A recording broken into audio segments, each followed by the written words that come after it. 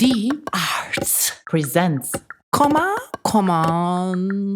the podcast. Commons.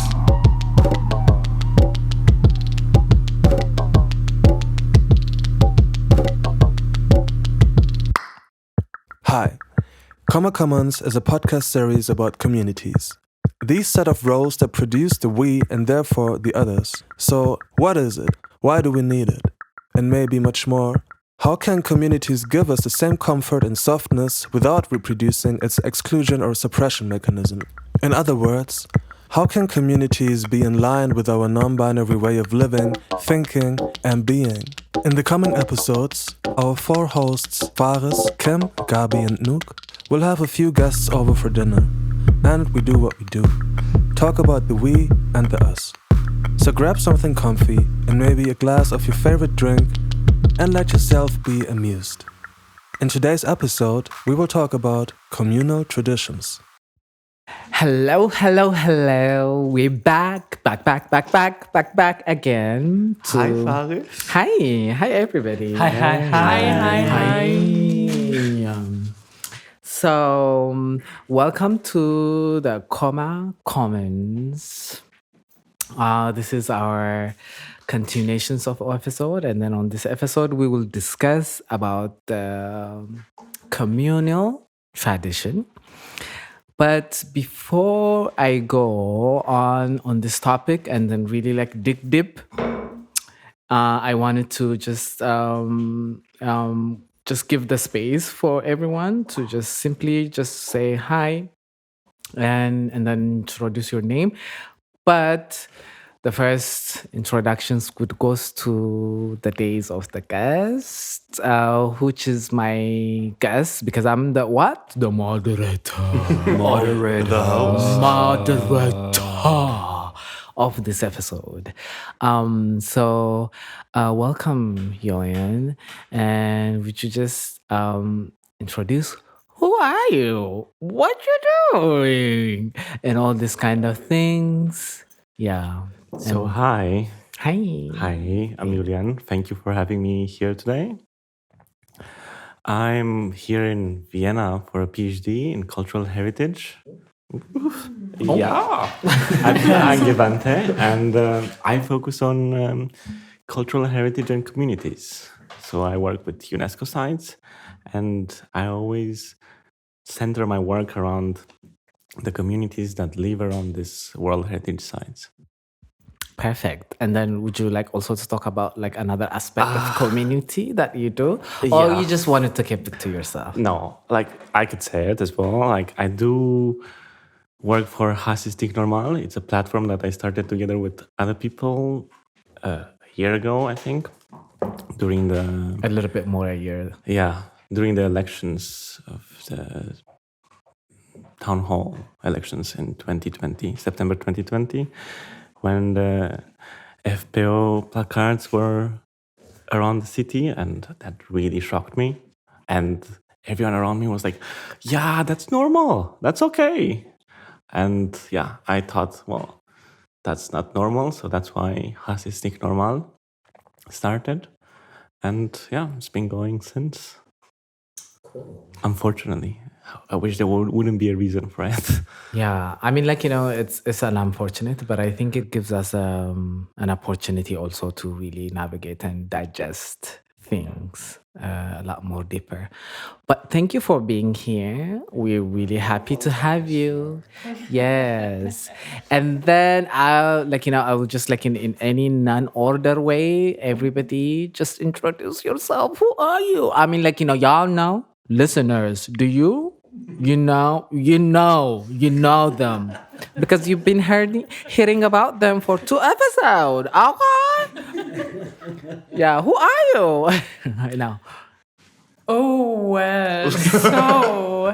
It's Kim again. Hi. And now I have to think, who am I? So last time I said I recently moved to Vienna. I think that's still true, actually. I'm still in Vienna.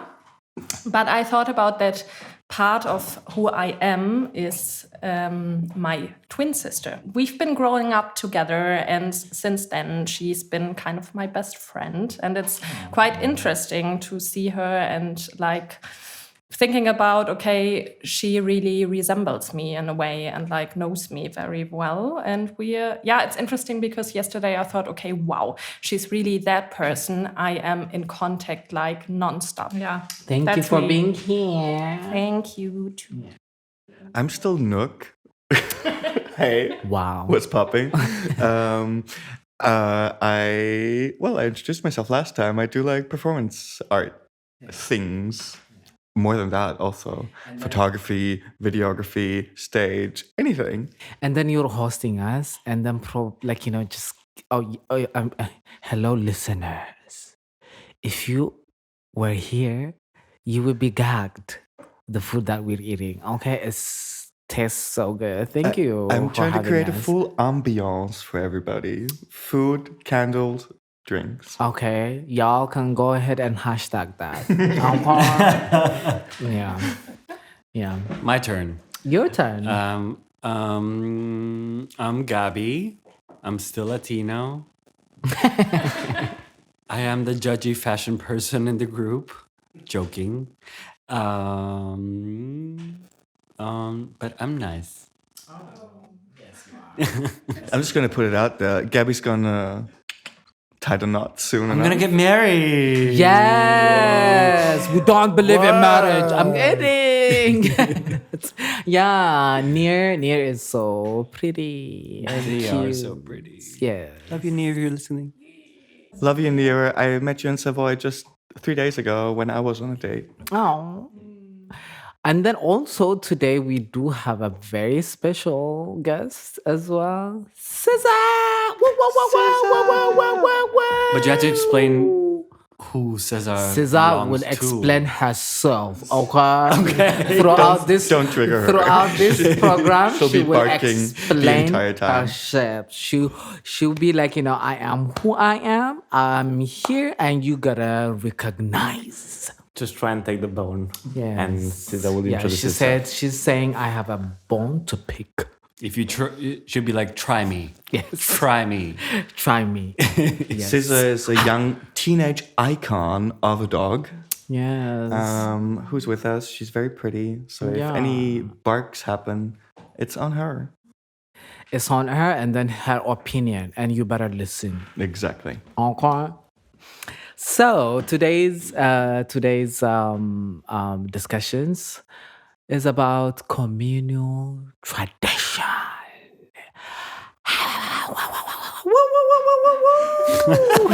Yes. What does that mean? I'm Yeah. gonna yodel.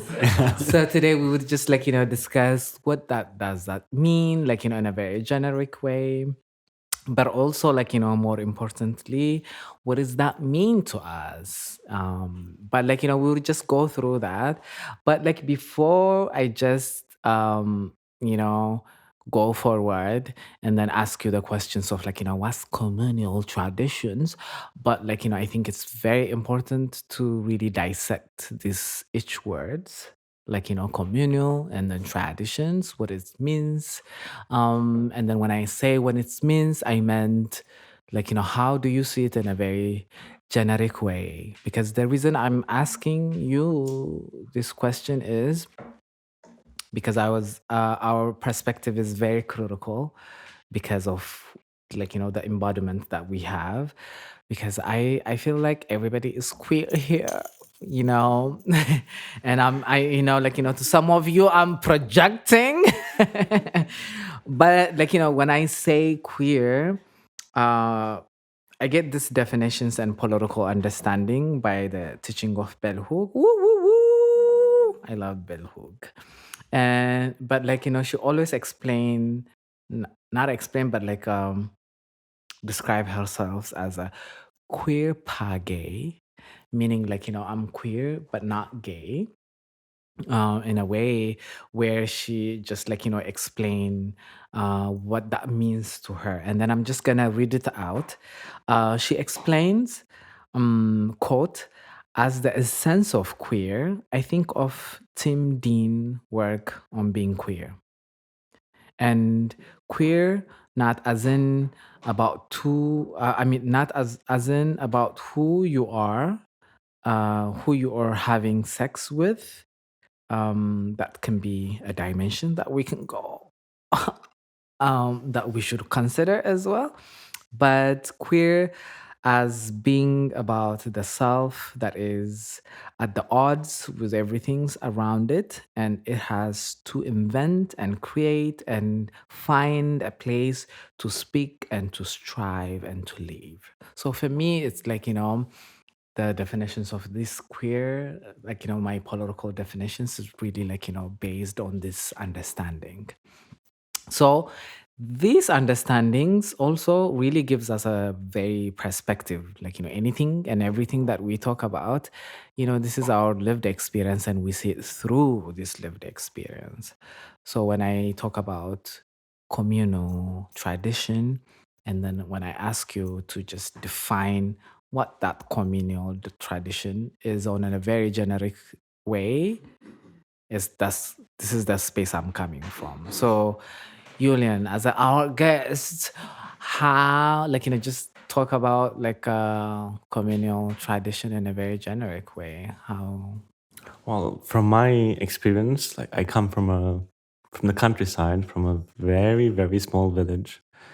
And I think that was my first interaction with communal and communities, as everything was shared. Like you need something, you go to your neighbor and say, hey, I need this. And the neighbor would say, oh, I have it, I provide it, with no keeping track of what you owe and what you need. And I remember as a kid, we used to have a cow, and there was like shepherd of the village, and then this shepherd every day would get food from a different family.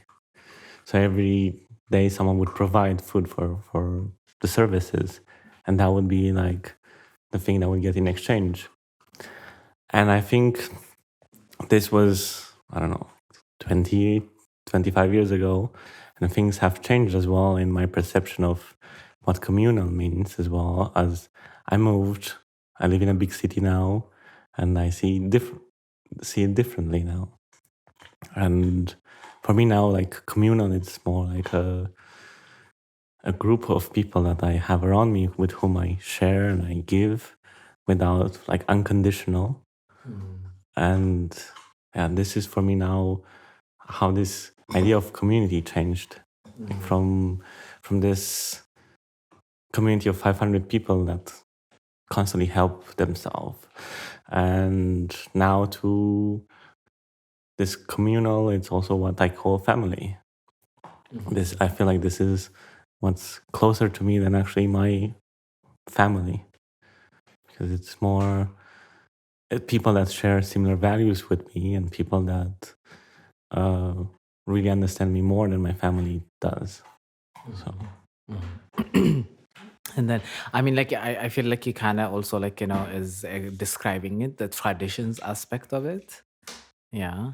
Yeah, like, I think when I was a child, there were, of course, rules and traditions. Like, you would be like, we have to collect the corn from the field, so I come and help you, and then your service was going to be returned to you come and help me when I have to do it.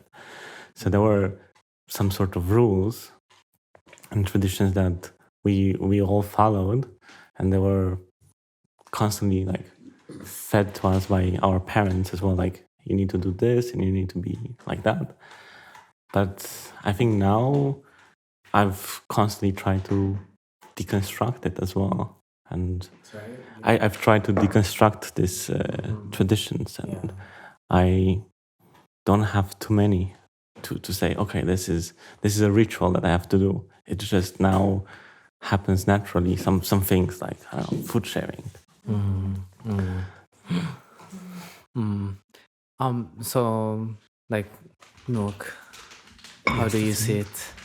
Communal tradition. For me, not having grown up in any sort of traditional environment because my parents were very liberal and worldly, I suppose. For me, the first time I've ever had any sense of community was from the moment that I've considered myself somewhat of like a young adult, and my community has always been queer people, queer feminist people that strive to like provide a sense of safety for each other in a world that didn't provide that safety for us. So my first experience of any sort of communal tradition is care. Care in care of gender, care of diversity in the sense of open communication, never a second thought, open arms, trying to make everybody feel safe. That is my entryway into anything that I experience as community. I think for me, the experience kind of combines what you both already said, because like I'm also from kind of a small village, like a bit bigger, I suppose, like about 7,000 inhabitants. But there were some kind of strict traditions of like how would you celebrate your 25th birthday with like having this thing of cigarette packages built as a 25, and then you take it down and you have to drink and whatsoever, or like those parties in barns and I don't know. So I kind of had the feeling of, yeah, there is this sense of community or like village community, but I was never really part of that, or I had the feeling of not really being part of that. So then coming back to you, Nook, that I felt like being in a community was after that, like when being a grown up, or whatsoever grown up, no? But then moving to Berlin and they're studying and they're like step for step realizing, okay, now I'm here with friends that are in the queer feminist community. And it was also a lot about care and also food, like providing food to each other, but also really, helping and supporting each other in a situation of need. Yeah. Which really is a very important point to make, is like I think humanity is hardwired to create community, you know, regardless Absolutely. of where you come from. Yeah. Communities are created to provide safety for like-minded people, and that is beautiful. I kind of like, from what you were saying is also like, from all what you're saying, I'm like, just catching like, belongingness, some sort of like ritual that is being done repeatedly and all these kind of things. So Gabby, so what is like, also like I feel like, you like, your background is super diverse, which is beautiful. And then which contributes to a lot of, rituals, like, the different people's does. I mean, picking up on what Julian said and what Nook said, first, the word community and communal traditions per se.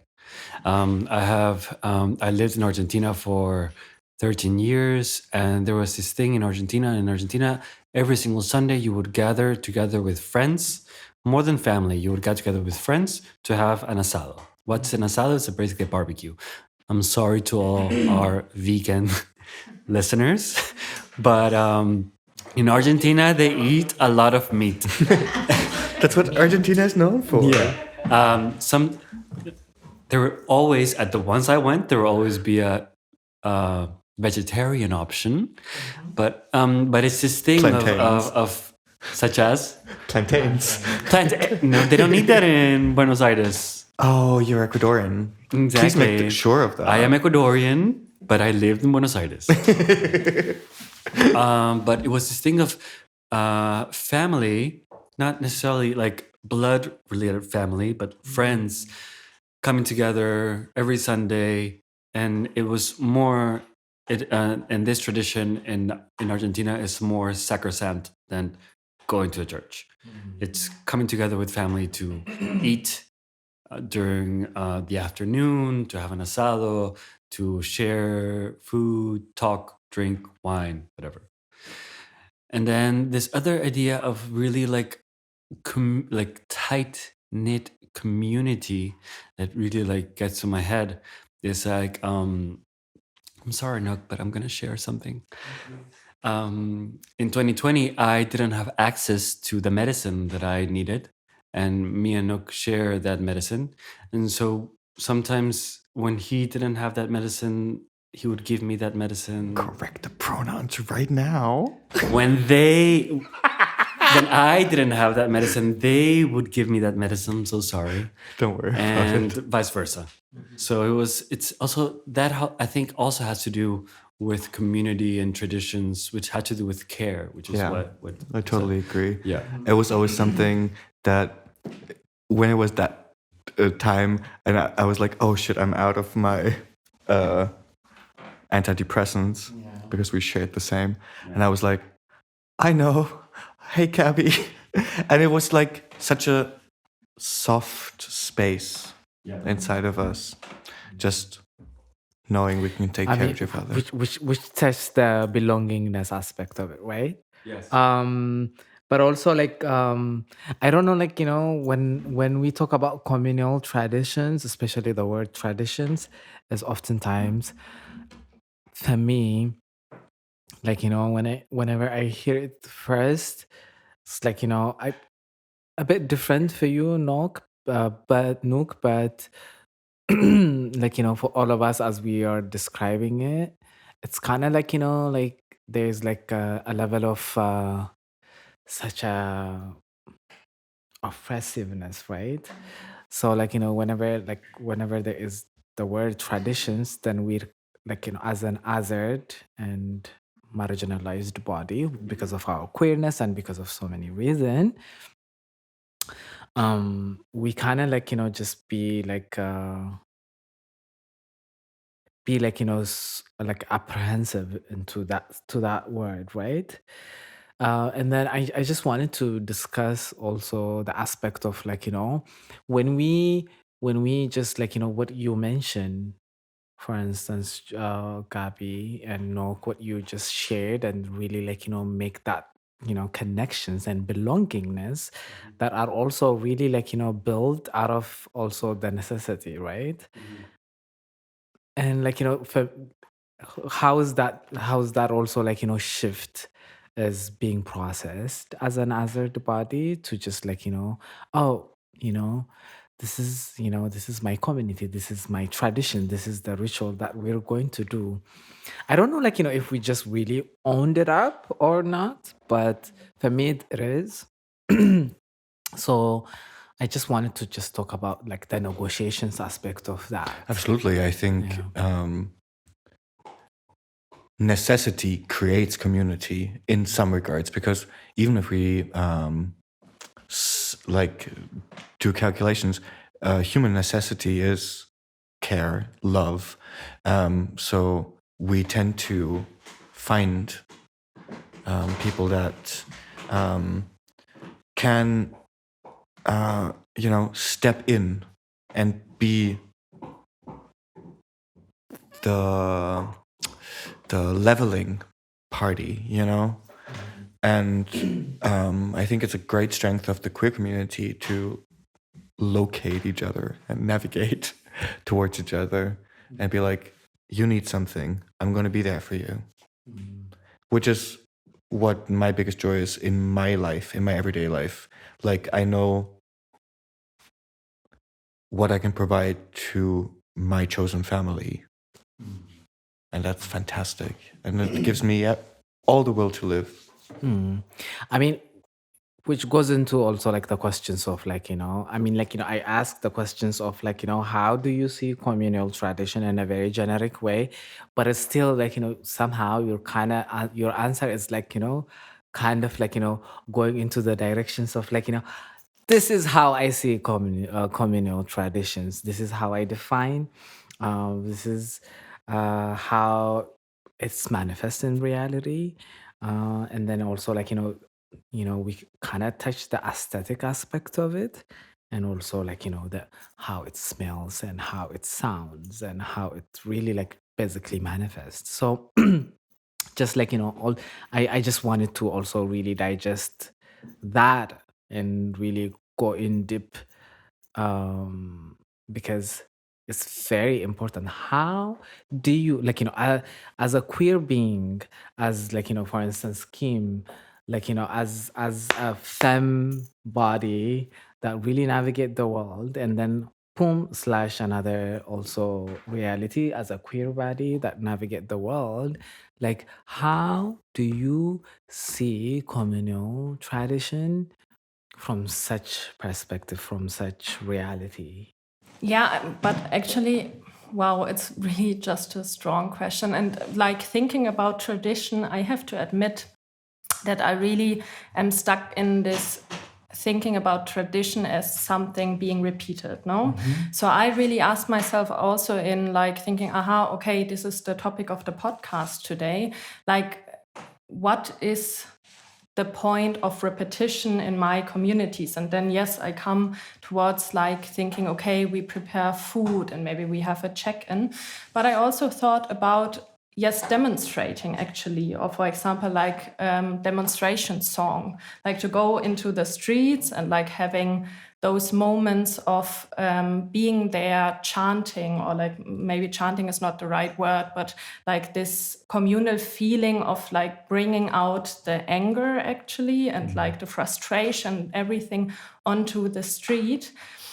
But then coming back to this point of necessity, yeah, I really need like my friends and my community and the people around, and also people that have the same experience as being a femme body or a queer body. But then maybe I also wish that at some point, yeah, I don't know, it's like beyond that. I don't know if I make myself clear. No, Yeah, it's very clear. And maybe like having traditions or like those gatherings, or I don't know, communal things together that don't only need to come from a necessity, but just because of enjoying to be each other. Yeah, that's a wish. I mean, like, in certain degree levels, also, like, the want and the desire to enjoy these things, to have this joy is also the necessity, because it's like, as an oppressed and other body, oftentimes when we're under that oppressions, like, we consider this joy as not something necessity, right? Like as something that is very part of who we are and that we really needed it, right? Yeah, but like I just wanted to just continue also, like, to of the discussions of, like, how do we see communal traditions as a queer body, honey? I have something to say about that. Yeah, say. Because traditions, I feel, is this thing that is imposed on everyone, right? Especially by standard normalized society. Tradition is something you have to oblige. Is that a word? Oblige. The eunuch. Oblige by to be part of society. That's why you have to be traditional to be perceived as part of society. Yeah, it takes a lot of like mind works to reframe traditions as something positive for us. I would say. Exactly. Yeah, And that's absolutely. and I think that's the el meollo de la situación. That's the point of this whole thing, is how do we deconstruct these toxic traditions into something more caring for Which I'm ourselves. going to come to. But also, like, I think it's also like, really thank you for also asking that question, because I just wanted to also like give like, a definitions of like what communal is, and then tradition is, and then just pass. For instance, like, communal is like belonging to or used by a group or a group of people rather than one singular person, right?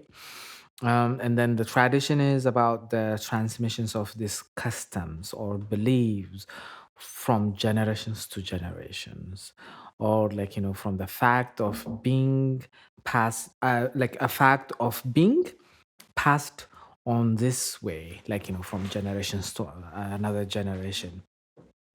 So which is also like, really like, I ask the questions of like, this like, whenever we hear traditions, our resistance to it, and I was really withdrawal to it because of as another body. And then also like, us defining it also the way that we want it to do, because there is a process that we do and that we really like, implement on daily basis. And then I want to talk about that. So I want to just ask you, Julian, as like, so like, are you like, for instance, are you in a communal tradition right now? Just talk about that, from the present point of view. Also like, also I just wanted also to just give also a bit of introductions of like, how I see also present is like the present and now and the moment for me is how do we see it, like, the way we see, the way I see it is present is both the past and the future at the same time. And I feel it is informed from the memories and the collections of memories of the past that like, really created a knowledge, and that knowledge also like really develop the capacities and the technology for us to just like move around. So when I ask, are you like, do you have a comment, like, are you in the communal traditions right now, like now as in like the present? So this is the constellations I want to just Okay. have.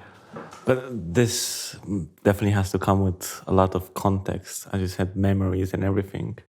So, of course, I can speak about the present, but I think first it is necessary to give an introduction of the past. Yeah? So, I did leave this village when I was 12. So I just moved away from this nuclear family, which was my family, and I moved in just with my brother, which at the time I was 12 and he was 15.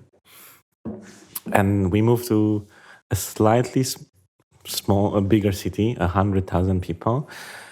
But this was like also like really conservative. So there was no gay community. There was. Are you gay? There was not even, I don't know, there was also an issue to have long hair, which I've been having since a long time. Which, by the way, I have. I'm obsessed. No, I'm obsessed with his long hair. Can you just Thank you. release it? At the end of the podcast. So I moved to this city, which still really conservative. And I remember I was like 12 or 13 and I was taking private mathematic lectures from my uncle. And my uncle was also the one that would give me the haircuts. And then I realized that my uncle was actually dating another man, which I was like, wow, this is really amazing, because this was not visible at all. This was, I don't know, early 2000s, so 2004. So it was not visible at all in the whole city, but all of a sudden it's in my life, it's present, and I see it. And then they're still together till now, which is really impressive. And this has, I don't know, kind of grown on me as well to see this like courage to, I don't know, I've been called out for long hair, so I can imagine what would have been in this early 2000s to be called out when you're out with just another man. So it was like a really big taboo. So for me, I think this was like really I don't know, a closed environment. Everyone would just keep an eyes on you and call you out and just marginalize you, put you really in the corner. And it just changed when I moved to Netherlands, which was 2014. When all of a sudden I'm at every corner, this is natural and I'm exposed to it. And then all of a sudden I'm like, oh, okay, this is a time to express myself. And was also like the first time when I felt this feeling of community, people that do understand, don't judge, and they're like free to express themselves as they want. Lived there for like 4 years and then moved to Vienna. And all of a sudden I moved again to a country that felt a bit more conservative. And again, this is not visible anymore. You don't see it at every corner. It's not really acceptable. There's like specific places for specific groups. And you're like, okay, this is again going back to step one to I don't know, rediscover. And I have to say, there's never been a country that I've lived in where I felt more of a stranger as I felt in Austria. And it took me literally like almost a year to kind of discover this communal thing as well, to build a community. So it was a really long process to get to where I am today, and of course in a community and surrounded with people that share similar values and similar pleasures without actually being judged or pointed out. But it was like a really long process to get into the present again. So, like, would you say you're in a communal tradition, and then that tradition is what? I feel like it goes back to what Nanouk was saying earlier. I feel in a safe space. I feel in a place where I feel like I get care not only from a person, but from multiple people. And they're all present, they're all concerned, like of my well-being, but also present in this line of values. And I feel like this is what gives me now comfort, to be in this space where I know that, like, if you don't give a sign for like a couple of days, people are like, hey, what's up? How are you? Or I don't know, in an environment where men are not afraid to say I love you despite not having a relationship, like exactly this care. Yeah. Even though I would say I've been very privileged in regards of like always being somewhat involved in a creative, and creative sometimes segues into gay, like surrounding, I would say. The dog is. She has an opinion, and her opinion is like, mind your business and drink your water, bitch. That's true. No, but I would actually go so far as to say, since 2020 Corona, I've experienced a community that is much more willing to, much more able to put love in the forefront, and not let anything like deter from the fact that love is, I'm super sorry for the cliche, but love is love. In the sense of like... Love is love. Love is love. Giving us RuPaul realness. Love is love. Say love. I'm kidding. But what I mean is just that I see the community around me, the, let's say, bubble, be very upfront about the fact that what you do does matter, sure, but the fact that we chose to care for each other and love each other is the one thing we will build a tradition on. And I love that. Gabi, what is your communal tradition right now? Spill the tea.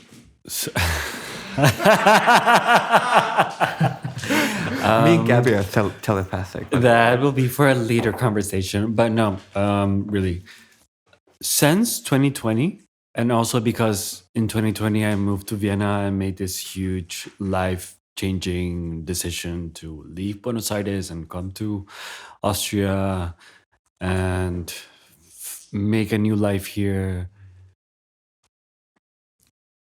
I feel like my new communal tradition for me per se and the people that I surround myself with, it's care.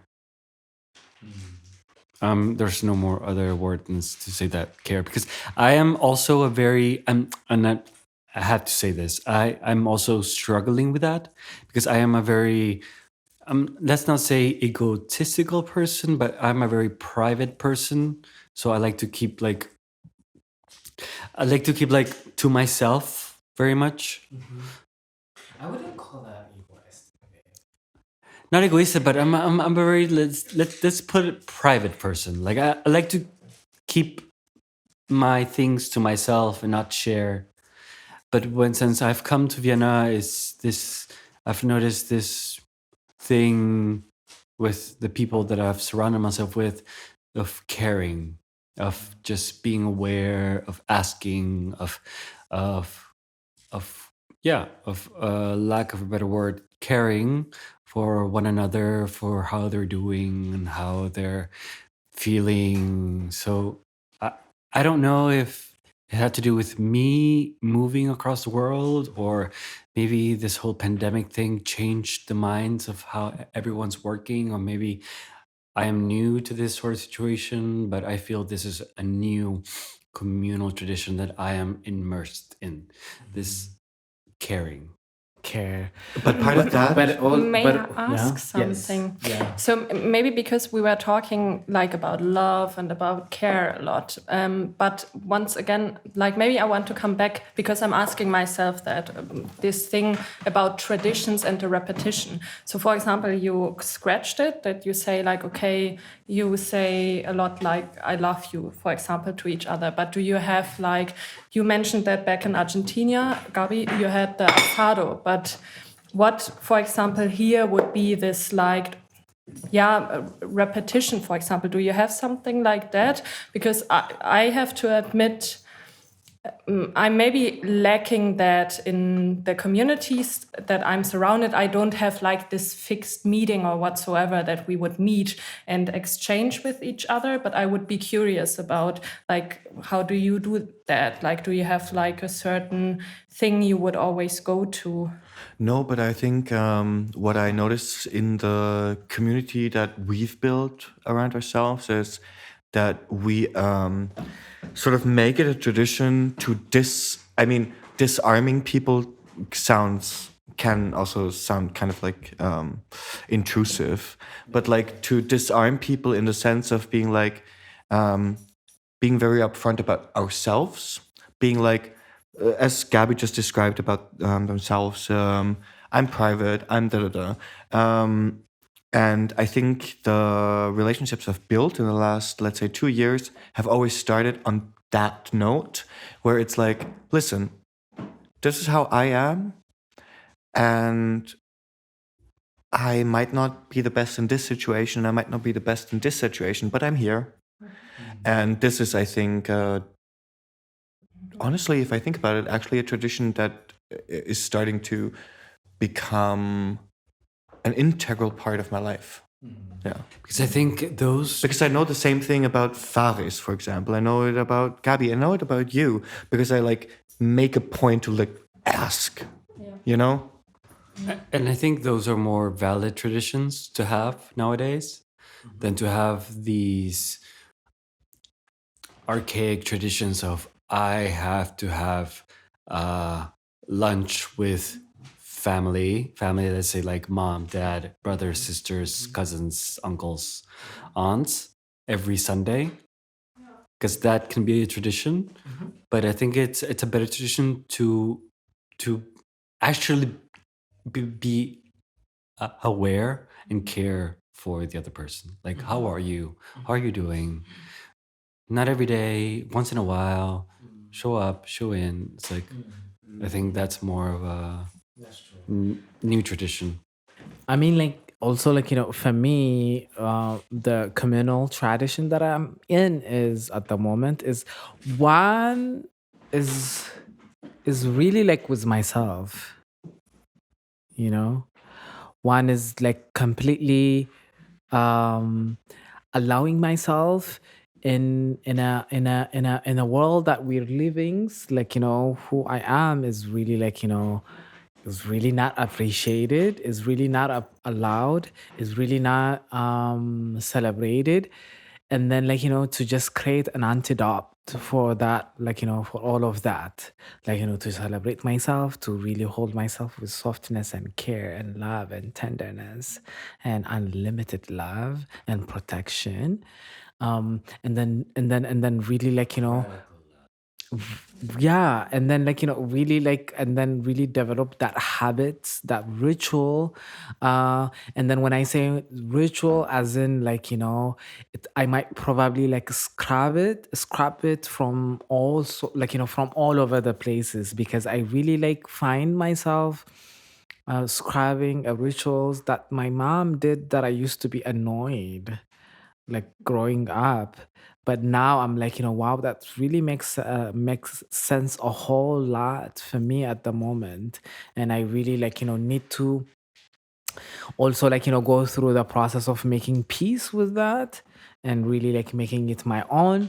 And then, like, when I also make my own, also not really feeling hypocritical of myself, like, for one time when I was in a different of understanding, just not be able to receive it from my mom, but at the same time, or like my parents, or like, my siblings or whatever. But now I'm in a space of, like, to be able to receive that. And creating all of this understanding and knowledge and capacity, so that I can just, like, know how to do it for you, Gabby, like, know how to do it for you, Julian, and, like, Kim and everybody. Yeah. um it's really like, I mean, I don't know about. I know. Tell me about it, girl. Yes, that's Scissor. The six host. Yeah. But, like, I don't know about you, but, like, there is this also, like, level of, like, a little bit of shame attached to it. Also, like, you used to just, like,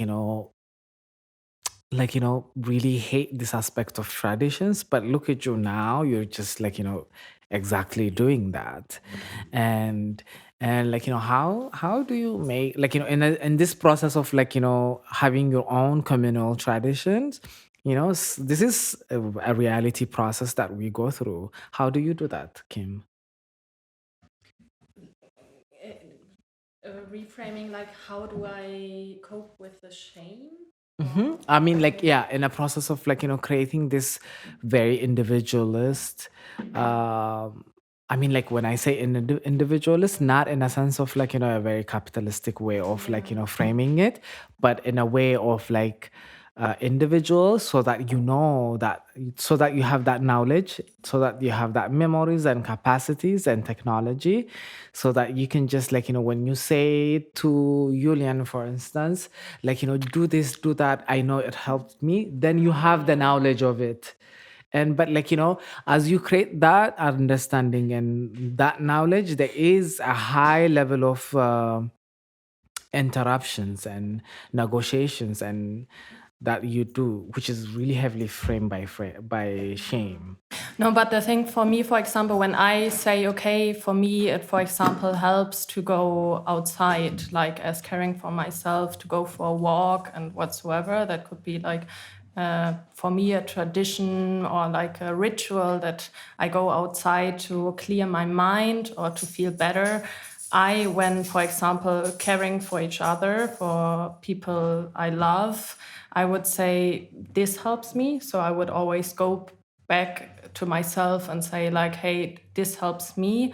So I just maybe would frame it as an offer to say, like, okay, hey, Julian, maybe this could be also the strategy for you, but not to like put it on someone else, but to make an offer or to say, okay, let's try that out together and then see from there, like if we can go ahead, and it might help you to, To just speak from a very different perspective, as you were speaking, Kim, I also realized that there are certain traditions, for example, that I feel burdened by, that the people around me still uphold, you know? Like, for example, offering, like being like, hey, I have food, come over. It's something I would never take up on. It's because my self-care is different from like in that moment of where I don't feel all right, go up and like share food and talk about it. Like that's not how I function. Yeah. Right? You need your times. But I experience, when we're talking about shame, I experience a lot of shame for not taking people up on the offer. And I also feel like this shame, I also experience, that might not be the case at all, but I also feel that shame is put upon me when I don't take up the offers, you know? Because it's like, why don't you? This is great. This is exactly how it's done. I offer you food, you come over, we talk. But that's not what I want. Quite the opposite, you know? Yeah. And I think that could be translated to like any tradition. That when someone doesn't take part in a tradition, they were like, how dare you not do this? Let's say like very broadly, like Christmas. How dare you not take part in Christmas? It's like, go. Get out of society. Get out. Yeah. Are you okay? Are you okay? You don't want to participate? You don't want to participate. So yeah, there is this shame attached. Yeah, when absolutely. you don't want to participate in XY traditions. I think. But also like the like I mean like my way of also like again like I mean like to just be very super simplistic of it. For instance, it's like as a queer body, the majority of us like really have like a very traumatic relationship, let's say, with Christmas. But like Gabi, knowing you really love Christmas and you want to gather. I know this is like one of your I'm traditions. sorry. I really love Christmas. I know this is one of your traditions, but like, and then like I know, I don't know, like but at certain point of time, But No, I do hold not on. commune with the stereotypical Latin American exactly Christmas. So that's my question. I don't go to mass. Yes, I don't how go to is that mass. navigation process? It's hard, of course, because the first time I told my mom I don't want to go to Christmas mass, it was like, you're going to hell. The world is ending. The world is ending. So it was very much that. Do you want more wine? No, I want more prosecco. Well, I offered you rosé prosecco. Rosé prosecco, but like I want the regular prosecco. Oh, I'm sorry. Yeah. Go ahead. But yes, being in a queer body and navigating these traditional, because now, for example, what has become traditional in these heteronormative couples? Honey, of all the things Especially- you need to be not to be sorry is about heteronormativity. But especially in Latin America, gender reveals. So it's become a tradition to have gender reveals.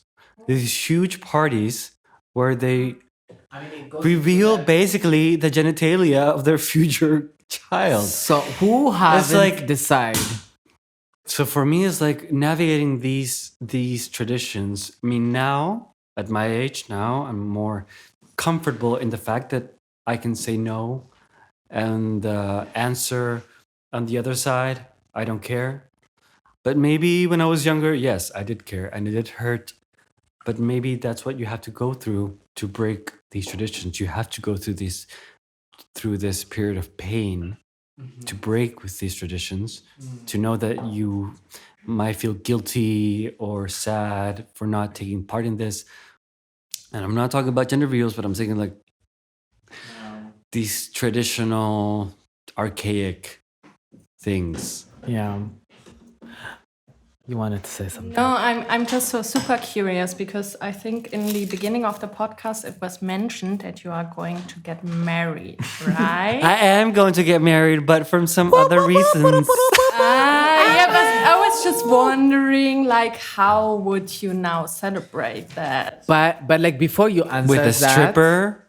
You're like, yeah, in the sense of deconstructing the whole. I mean, for image. example, I was already married. I'm once divorced. Thank you. And because we're not what? No. we are what? 30. But that's on American traditions. Why did you? No. But for example, for my wedding, when I had that wedding in Buenos Aires, and just to put into context, my father is in the military. He high-ranking military official, and I had two drag performances at my wedding. And I told all my drag friends to come to my wedding, and I told them, and you don't need to be in drag. Yeah, I just need to come as you. And the most beautiful part was seeing them come as themselves, not in drag. And feeling comfortable in the environment that I presented them. But that is breaking with tradition. That is breaking with tradition that my parents expected of what a wedding should look like. And I was like, no, this is my wedding. I will have two drag queens. I will have my non-binary trans friends, and I will not have them. I will not ask them to look. In any way. I will not ask them to look presentable for you. I mean, like, they're going to be presentable in They their will own be presentable. way. They will serve, but they will not They be will for serve. you. They will They not will be for you. serving looks. For themselves. Yes. For their own selves. So that was for me. Oh my God, just because of that, I want to have a wedding every other week. Hello. Exactly. If you do the autumn wedding, I'll be full leather. Thank you. Of course. I will also, no, I'll be in white. Because I am what? A virgin. We know better. But Also, no. But also, like, I also wanted to point it out also, like, when we talk about marriage in 2022 is, it's beyond tradition, it's a business arrangement, bitches. Because I'm always like, fuck marriage all the way up. But the minute I feel like it's gonna fit into the security of who I am, and also if it is gonna fit into also pissing off heteronormativity, I will do it in my sleep. I will be like, hello, I would like to marry every I other think week. that's why my first marriage, that's why we did it. Because the gay marriage just came out, and You're it was more of a political standpoint. I know. To like pissing off the high-ranking. we can father. get married. We will get married. I don't care what. Did your dad were there? At the... He was there, and he was speech. I don't know where that video is, but it was a very like, what is he saying? Oh my God, help. help! Yes. Not the traditional But, marriage values. Please. He actually wasn't about to come. Like, he was in Buenos Aires, but like last minute, he was like, I don't want to go to my party. And my siblings and my mom was like, what? No, Okay. you have to come. Okay, yeah. And then my brother came, like, Galo came like before the party, and he was like, just include Dad some way, somehow, because he feels like you're the daughter. Yes. And then you're getting married. Which they never had. Yeah. No. they already did, and they already had that experience. She already had her But he hers. wanted like to give us like the bride of the father The of the bride what? giving a speech at my wedding. I was like, excuse me, but for that last wedding, he paid for that. I paid for this myself. What? Don't call It's out like, your- I know you should say like, how much? No, I How didn't say how much? much. I'm kidding. I was like, if he wants to speak, Let him speak. Yeah. Okay, so it's like, yeah, I I wanted to also like, it's also like, oftentimes when we are like as an othered body or like, marginalized body, this sense of like, being in communal space, in collectiveness is really like brings a lot of power and bring a lot of healings and all of these kind of things. But also like, as part of also this oppressive force, what it does and take away from us is our humanity, meaning our ability to hurt each other, right? So is your traditions, for instance, like, how is it creating a space of like harms and like, when harms happens within the community, like, what kind of traditions do you have for that? As I would consider myself most of all to be a part of the gay community, right? Other than anything else, that's my bubble. Ew. The gay community. LGBTQI+. Yeah, but I said Yeah, but queer. like gay masculinity and like the culture that surrounds gay masculinity. I Why would you say. gotta be that? Well, because I'm speaking from the heart. I'm speaking honestly. There is traditions that are based on the pillar stones of reading is fundamental. But it is. Well, yes, yes, but there is traditions that are harmful because we step in front of each other and we're like, "Girl, look at you," da da da da, da. And we read each other, and it's all fun and games until one person oversteps their boundaries, And there is no guideline on, oh, you can go this far, you can go this far, because it's very individual. But we live in a culture where this like sort of like loving but yet mocking is normalized, and there is a lot of pain to be gained. Yeah. So that's a tradition that has been going on for. Hello, it's televised. Well, not only is it Hashtag televised, RuPaul Drag but, like, Race. no, not just RuPaul's Drag Race. Even before that, the 60s, the 50s, Again. Yeah. So this part of my culture that I would consider my culture is equal parts fun and lighthearted, but at the same time very damaging and very very diminishing. That's true. I mean, like, my also like, framing way is about like, as a community, we always like, sit together and operate together and move together and navigate this world together in a way of like, saying like, this oppressive system that really like devalue and marginalized our body. We be like, saying like, oh, it need to be dismantled, it need to be abolished, and all of this kind of things.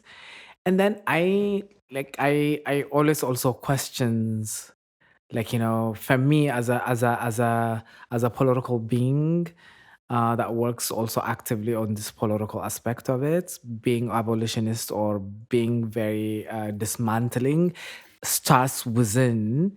And I just wanted to just like navigate that aspect of it, like, for instance, when harms happens, when hurts happens within this community, because when we sit as a community together, that means we're developing trust, right? We were saying like, love, trust, and belongingness, and all of this kind of things.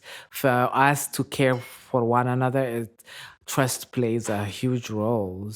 And in these constellations, what is the traditions that we do have when such kind of things happens? when harms and hurts happen within this queer community. What is your tradition, Kim?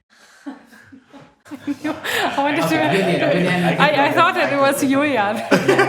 You go. Yeah, I feel like empathy, like today we're moving so far away from empathy and listening and understanding boundaries. So I feel like this is where I would go to. And I've heard earlier, I think Nanouk said that we do live in a bubble. And this is also something that it's important to be aware of, but also to move away from. Is it? Yeah. Do we need to move away from our bubble? Yes. For me, I'm more like, we need to expand this bubble. But this is what We I need mean. to burst the bubble. Yeah, this is what I mean. No, I don't want to burst the bubble. Okay. Because this way, like we live in a bubble, so we feel like everything is perfect in our bubble, which it is. Because you surround yourself with a community that loves and cares for you and shows empathy. But then at the end of the day, The bubble should be permeable. yeah. Well, That's very true. no, but keep it in your. Yeah. Just to the metaphor, when you blow bubbles, they do connect and they do form A bigger one. a bigger bubble. That's exactly because it's like the Just to have the picture clear. constitutions and the quintessential aspect of Yes. creating that bubbles is about securing the sanctity of And we are part of safety. Yes. separate bubbles. And then I'm like I don't want to bust that. I want to expand it and include more people into that bubbles. So but like a huge bubble of bubbles. Yep. Yeah, but this was Collections of foam. bubbles. Basically. And have a party. sea- Oh, do not go there. What is called the sea. Just foam, the bubbles of foam. Yeah. Well, the idea is to Julian, reach out. Like the idea is to expand these bubbles because bubbles also have the tendency to isolate and have conflicts with other bubbles because it's like, oh, this is our values, this is your values. And then this also doesn't lead to growth. But if we're just really going to the natural aspect of the bubble, as Nanouk said, if they kind of when they meet, they kind of connect and then merge and then become one big. And then they move and then connect another one and then merge and become one. But in this real world, I'm all literally explaining the chemical aspect of the bubble. No, but also Nanouk talked about like gay masculinity, how this is also a bubble. That ain't my bubble. Yeah. But there should always be like, I don't know, a way to find this community to expand. That, as you also mentioned earlier, to have a bigger bubble means also a bigger voice when you try to dismantle. Absolutely. Yeah. Gay masculinity, for example, as a bubble. We're all trying our best, but realizing misogyny is a huge part of that bubble. Lord. Yes, it is a huge part of It the is bubble. true. Misogyny is a huge part of the gay masculine bubble. It is Realizing true. that and actually dismantling that opens up the bubble so that we're using the word again, and this time Kim has to spell it out. The Flinta bubble, Yeah. Once these two bubbles collide, we're stronger. When we say flinta, When you say Flinta, please define. please define Please Flinta. define No, flinta. but the thing with okay, so We just keep not defining No, Flinta. no, lesbian, No. inter, trans, non-binary, agender. Yes. And it goes beyond that as well. Two spirits, Absolutely. intersex. But speaking about You name Flinta it. traditions, there's also work to be done because I'm also not. Would never consider myself part of a Flinta bubble. Why is that? Well, because people want to read me as masculine, straight up, regardless of whether or not that is something that I feel describes me. But you don't feel like masculine. I don't think I fulfill a masculine role in society. Then that's you. Yes. Like, for me, it's like I it doesn't read really maybe matter what other visually I people's- read masculine, but Yeah. that's not the role I see But myself. like, masculinity is beyond visual. Yeah. Okay. So yeah. Okay. So No. I'm just thinking, and I actually agree on that. But then I would say, okay, like I think it's more about asking questions also, and then that's how you would bring people into and like listening. But yeah, that's just sad. yeah. I also haven't had any like issues with the Flinter community. Don't understand, like, don't get No, me no. wrong. Yeah. I've had enough chances to explain myself, you know. Yeah. I mean, like, it's for me, it's like, oftentimes, like, this is also like, I'm coming from a space of also like, very self-reflective space where I would have like, some sort of definitions of what something is. And then I would hold on to it and then saying like, oh, you don't fit. Like, I would just say like, to other person. But let's say also as a non-binary person, you know what? I absolutely understand, like, anybody doesn't owe the world androgynous when it comes to non-binaries, right? And yeah.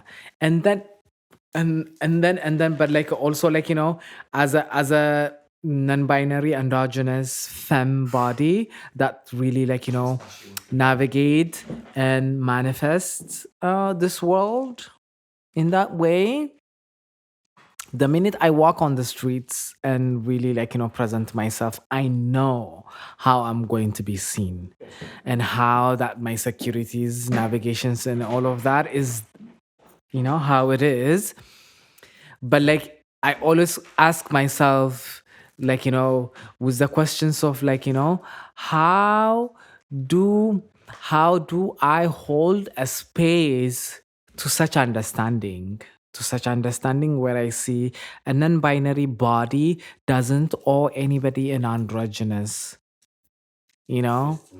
existence. Because I know also like, there is in that statement, there is also a privilege I am giving to a non-androgynous body that present mask in a body in a very normative way considered to be mask, has a level of security that holds. But also like, again, also me, like, like, how do I process that? Like, when I wanted to hold a space for that kind of reality, as also for myself, how do I hold that reality as well? And to link back to what we just talked about, there's also when I am looking at this from my perspective, is there's also a level of guilt attached to it, that I like. I don't present androgynous enough to claim my pronouns of they, them, but I stand very firmly against that because for me, it is about the roles you fulfill in society. I am not the binary of cis het masculinity or femininity, I do not partake. So I do experience a lot of guilt. Yeah. Which I would like to not. Yeah. Circling back to what like our communal tradition is, and then what the questions also I ask is about, like, how do we, because we live in a world that is like, super punitive and punishing to us and also like, to each other and like, to themselves as well. And then in understanding of like, such punitive and punishing behavior has a huge capacities and technology to really coerce and conditions our body, even if we're the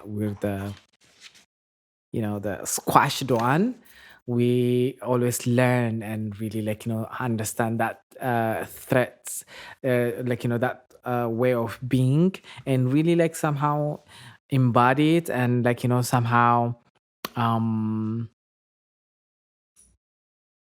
embodying it, and then really trying to reinforce it into one another. Because I 2021 was really such a difficult year for me, but also at the same time it's such a blessing years for me. But I find myself in a space where where was harm was done to me, and where I was also vocal enough to really name that harms and say this harm, you are causing this harm to me. Um, and then in a space of all of that understanding, and then me holding for that person, okay, you've done this harm to me, I recognize it, I want you to recognize it. In this recognitions and process, I am going to forgive you and really be in a space of understanding for you. But I also find myself weaponizing this understanding to punish this person. Absolutely.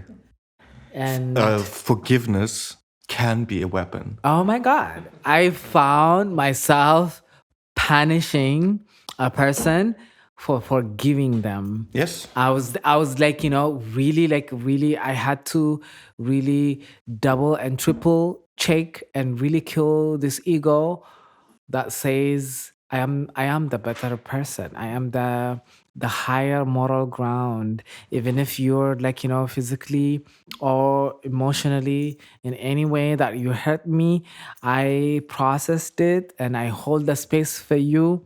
I forgive you, and then I am gonna continue reminding you. Exactly. But that's no different from the cultural tradition that most of us grew up in, which is a Christian tradition where it's forgiveness is given to you, but you can go confess in the booth. Yes. But you gotta live with yourself. It's not Jesus, God love the sinner, but not the sin. Exactly. You will be forgiven. You will be forgiven. Yeah. So in a way, we repeat traditions as well. Even though they're framed differently and we have different words for them, but weaponizing forgiveness as a sense of Absolutely. 2021, hello. I used it. I was like, bitch, I am the better person than you. And I really had to check myself. So it's I think this kind of understanding is really, really very common in our communal tradition, where we really take the high road, so to say, and then use that high road really to punish and really put people into their place, which is beneath us exactly. within that community. And I think, yeah. That's part of the community I live in. It is being uppity and looked down in some way, shape, or form. And I'll say it out loud. Yeah, the community I live in looks down on people. It's fucked up. Yeah. And I don't want to partake. I don't want to look down on people. So as we were discussing all of this, so where do you want to take? How do you want to see these collective communal traditions, rituals, and doings and happenings to the future, honey? Where do you want to? Because also we've discussed the beauty aspect of it, and then we discussed also the really struggling aspect of it, right? Like how we also again bringing back the mechanisms of the body that shamed us to really inflict shame to one another. But going to the future, I think future traditions should just be aware. And the people practicing these traditions should be aware of the other, of how the other feels. Just on the matter of the fact of partaking in one XY tradition, it's just the the one partaken in that tradition has to be aware of the other's affections and emotions into what they feel in these traditions. So if that other does not feel comfortable in being in this situation, then the other has to understand and care and love and forgive that the other one is not partaken in the tradition. So it's more about the understanding of not partaking in It's such traditions. kind of way of like, creating a space, right? Yeah, creating a space. And a space, and then allowing that person to really define how that look like. Yes, Exactly. exactly. Like removing norms. I feel like this is where we are now. Like we keep on adding norms and structures. So I feel like the future would be to actually remove them and just what he just said earlier, like, I don't know, understanding, and rather than being like, okay, you fit in this box and you fit in this box. Queerness, as defined by an academic standpoint, queerness is radical openness. And oftentimes confronting queer, self-described queer people with the hard reality that there could be straight people that are perfectly valid describing themselves as queer, end up being the oppressor to people that might just be as othered as we are othered. So taking it from that perspective is, I think, that's where I want to take it. Yeah. Kimilicious. Yeah, no. Where do you see it? I see it also a lot in understanding, but I also see it like when now you, Faris, were talking before about like forgiveness, but also maybe rage and pain, like also to be able to show this and also to be able to show anger and so on, but like to show every other emotion. But yeah, that there is a lot of this base of understanding and hearing. So yeah, I agree on that. Yeah, and being allowed to that, because it's like oftentimes also like coming from a space of like where like a lot of us are traumatized with that angers and da da da da da. We kind of like hold it back because of that fear of like oh no, we are going to just like repeat it and all that kind of things. But still, the future is about also like really giving like. I mean, when I talk about the future, like as I said it earlier, it's about the present, the past, and like collecting all these memories and like da da da da pa pa pa pa, and then being informed and then doing a better decisions, which is also again to really like allow ourselves and others to really have the space to just be like angry and really like just like have that like rage and being expressed and let out and vented, and then with that vent seeing the body as a valid person, as a valid being with an emotions, with the range of emotions, and then also again seeing that person and creating a space for that person, for that being, the ability how that being want to be seen, want to be expressed, and want to be present and really like manifest. So like I think it goes into the aspirations. But like also again, I also wanted to ask you again, like all of these discussions and all of these kind of things have a specific ask, right? Like when we say communal traditions in the futures, I have this specific ask. Nook, do you have a specific ask for the future? Yes. My one ask is, and I repeat it time and time again in the conversations we have, is we need to let go of guilt as a mechanism. Because that is the one thing that has inflicted the most damage on me in my life. And that's a huge communal tradition, guilt. To let go of guilt and everything we've discussed beforehand about being like feeling above people. We're inflicting guilt. We are inflicting guilt, everybody that sits here. And we need to stop.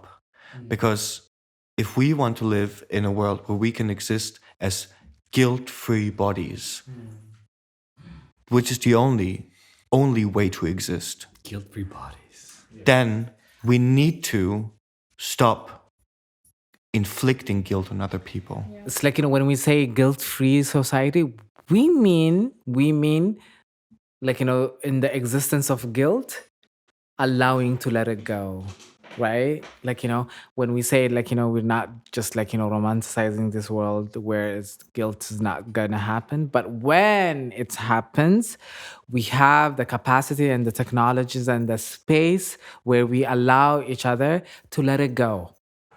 Yeah. So I'm just gonna also, before I give the same questions to others, I wanted also to ask you, as we have the specific ask, what is your specific offering to this reality? What are you contributing? Because it's like, a ping pong. Wow, that's a very difficult question. But yes. I have an answer to some regard because I'm also aware of what I inflict upon myself, right? Yeah.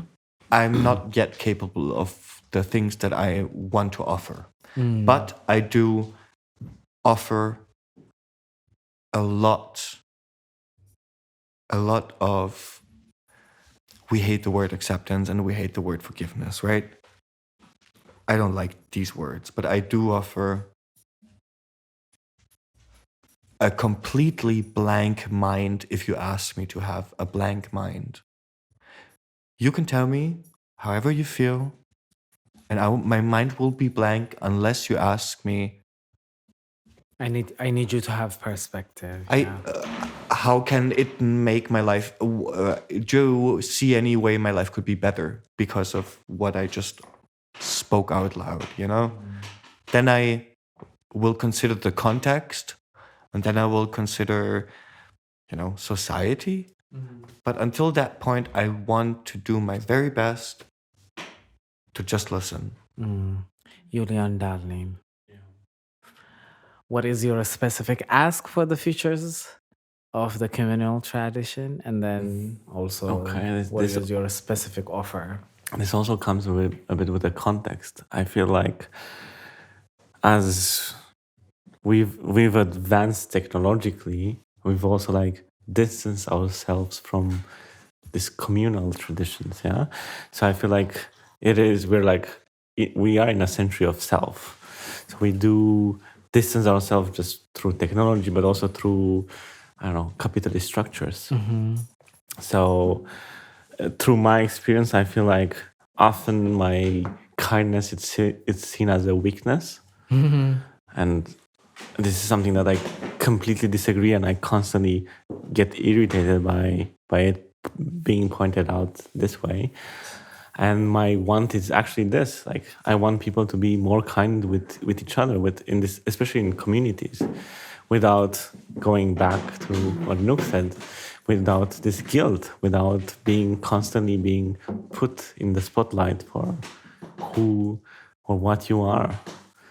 And how will I fix it, or what will be the solution for it? This is a very difficult question to answer.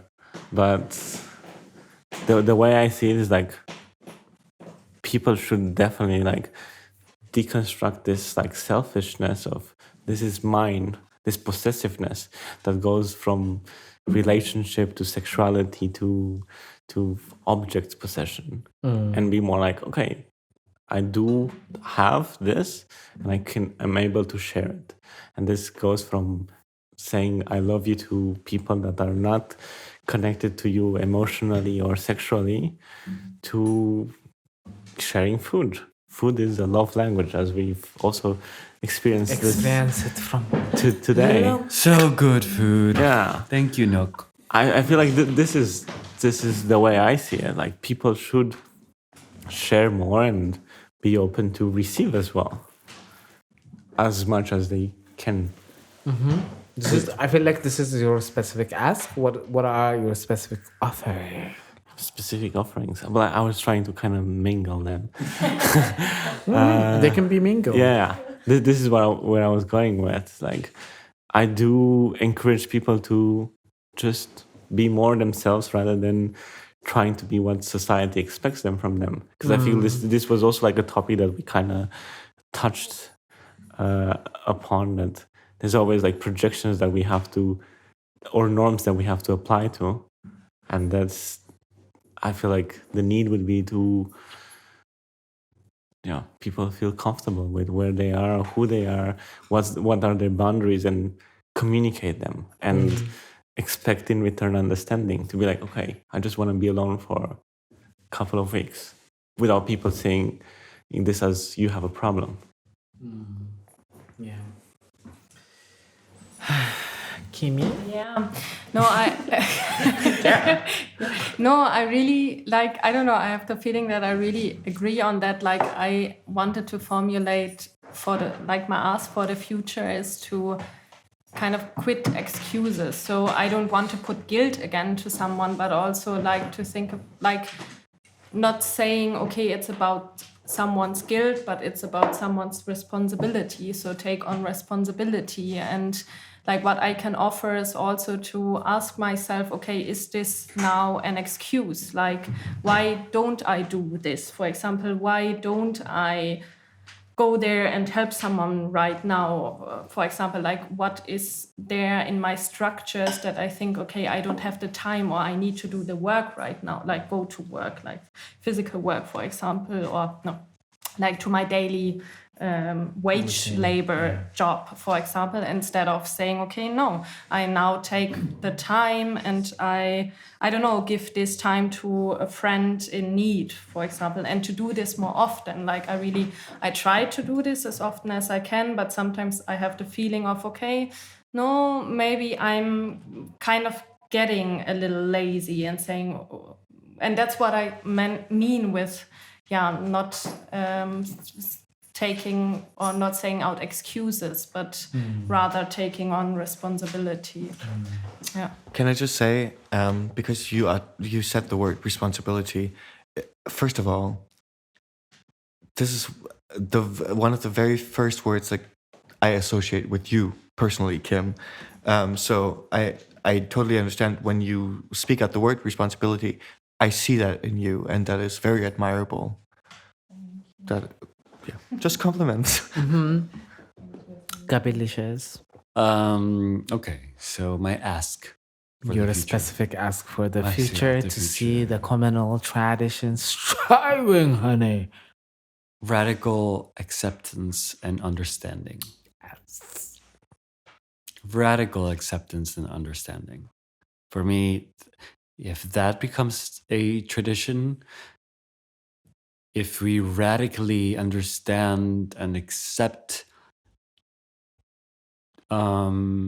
each and every one around us with their own stories, with their own backgrounds, with their own happiness, with their own sadness, that will be a game changer. Just radical acceptance and understanding. When we say each and every one of us, I think like you can agree with me, each and every one of us that we choose to be in communal with. But beyond that, Not only communal with, but beyond community, beyond my bubble, beyond, because of course, For me, it's very easy to radically understand and accept people in my own community. But the thing is, understanding and accepting people from another community. That has many grays layers that maybe Like, if there's how more do you, podcasts. yeah, I know. How do you navigate the Nazi communal? Yeah, exactly. Like maybe for another podcast, Yes. we will get into that. And what I can offer, You're a specific offer. what I can offer is to be self-aware, self-aware, and a continuous struggle to every day be more self-aware. And where I am, what are my privileges, where do I stand, how can I help, be more self-aware, and with that, have a more radical acceptance. Thank you. I'm like, for me also, like my specific offering is literally like one is like, to just really like be like, selfish in a way of like that is not like, super that is really absolutely away from the capitalistic mechanisms that really like want us to just be like this individualistic being, but like selfish in a sense way of like, I really need to know anything and everything that I am projecting to you as my communal member, the communal member, that like, that I choose to create the traditions and rituals with you. I wanted to know anything and everything that I am telling you, that I am showing you, to really know it and really like practice it on my body, and really like have both the physical, the intellectual understanding and knowledge, and create the capacities and the mechanisms for myself, and then using that as also my offerings to that, like, so that it's like, so it's the same way as Nook. It's like it's intertwined, like, or as Julian, like, it's intertwined, both my ask and my offerings. It goes into like, allowing myself really like, to have a space to be kind, soft, tender, and really loving and protective of myself, and to be intentional about that, to project for the others. Yeah, intentionally, because anything and everything that I do, it's really like, part of my life. I do anything and everything without intention, so it's always about that, and with these intentions to project it on my body, so that I can have like the technology and the understanding to create this mechanism, so that I can just offer it for others. And you're doing very amazingly in that. Thank you, babe. Thank From the bottom of my heart, you're doing amazing. So, to Cesar is having it. She said, this podcast has been like amazing. continued for a very long time, and she's like, I'm over it. Yes. So on that note, today our Commons podcast about the communal traditions comes to an end. Ow, ow, ow, ow, ow, ow, ow, ow, boo, boo, boo, boo, boo. And thank you for listening to us. We will be back on a popular demand. With other topic which we're going to surprise you. So thank you for listening. So this is Thank you, Faris, for leading this amazing conversation. Thank you. Word. Thank you for being here. Ow, ow, ow, ow, ow. Shout out to our sound engineer, Bashir. Ow, ow, ow, ow, ow, ow, ow, ow. Our fifth host, Cesar, who is really on point on her timing. She said, Absolutely. Y'all have been talking and yapping for a while. That's It's it. a time to end, as you can hear it. Bye, babes. Bye. Thank you.